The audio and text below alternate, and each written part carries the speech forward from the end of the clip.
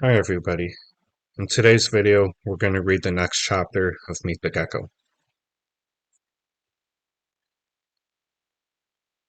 Chapter 18, Out of Control. Yoshi meets a clobbered true ogre. What do you expect when a gargoyle flame breath takes on a mangy ninja? But Bubba didn't even seem to care. He said, "You want to go again?" Chase would have, but Henna came in and made them stop. So Chase made Henna get Bubba a poster that Chase autographed and signed to Alvin Bubba Bixby, who rocks at Tekken 3.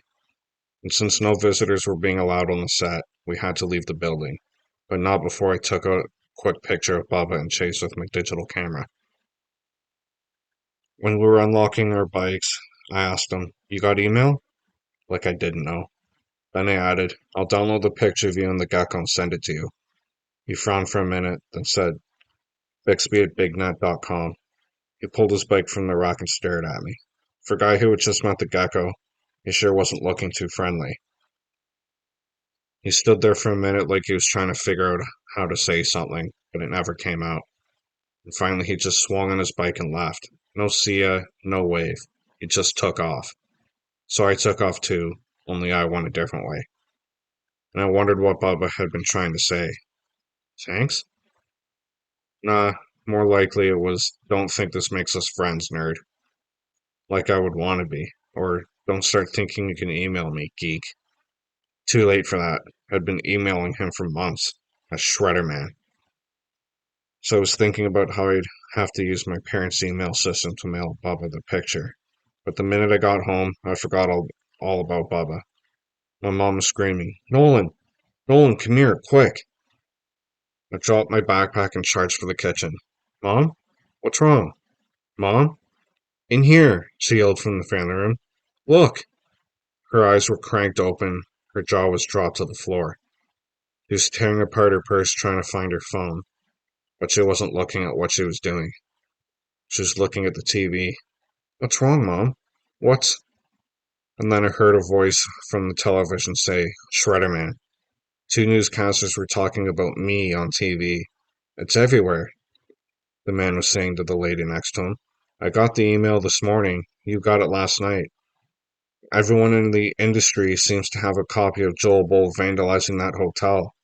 He shuffled through some papers. "The historian up in Cedar Valley." The lady was nodding. "And I've heard the hotel and the production company are planning to press charges. So this might be the mole's last digging spree?" the man asked. "I, for one, hope so." The lady grinned into the camera and said, "Meanwhile, good work, Shredderman, whoever you are." "Yeah," the man said. "What's that motto of his? Yours in truth and justice." "Exactly." The man turned to the camera and said, "And now to Bill McLeod, who hopefully has some truth and justice to convey to us about the weather." Mom had found her cell phone.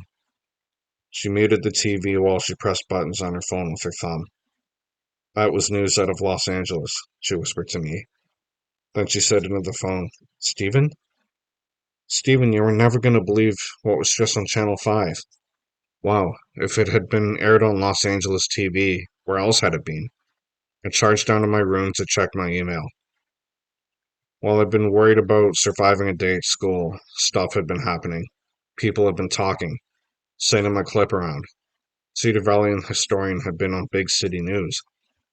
I booted up, dialed up the internet, checked my mail. Flick, flick, flick. My email sprang up from the bottom of my inbox. Flick, flick, flick, flick, flick. Flick, flick, flick, flick, flick, flick, flick. My screen was going crazy. Messages were flying in, scrolling off the screen faster than I could read who they were from. I watched them for a whole minute. Two. I got out of my chair and backed up. Whoa, they were still flying in. Finally, I checked on send and receive, and there was the blue line only part way done. And the message said, "Receiving 302 out of 927 messages." 927 messages? 303, 304, 305, 306. The ones column was spinning around like the cents counter at the gas pump. Who were all these people?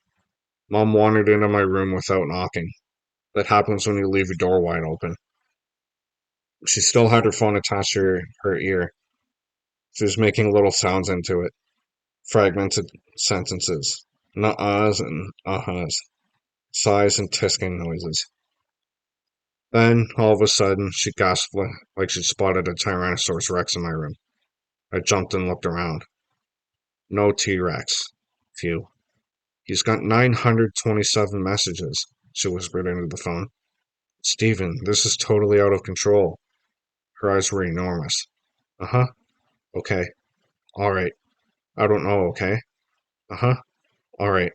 Call me back when you can. She flipped the phone closed and sat on the edge of my bed. Nolan? Your dad won't be home for a while. Uh-huh. I was scrolling through messages. Dad worked late a lot. The Gazette's been flooded with calls about Shredderman. I looked at her. Really? And since your father's supposedly spearheading an investigation into who Shredderman is, he's having to steer people in the wrong direction. I grinned at her. Cool. Cool? Yeah. It's great that Dad can help out like that. But he's turning out to be a pretty good sidekick, huh? Sidekick? Nolan, he's your father. Who's being a pretty good sidekick? I was still grinning. My dad as a sidekick. Something about the idea seemed really cool. Mr. Green's your sidekick, remember? She was looking a little miffed.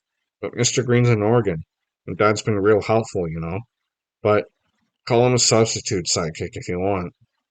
I don't want to call him any kind of sidekick. He was a reporter, and he's not supposed to lie or cover up or her cell phone rang, interrupting her. She flipped it open. Yes? I was busy racing through messages.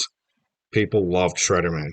She listened, then whispered, CNN? What did you tell them? CNN? National news? That got my attention. Tonight? She was saying. Wow, they work fast. Okay, yes, I will. No, no, don't worry. I'm keeping them right here.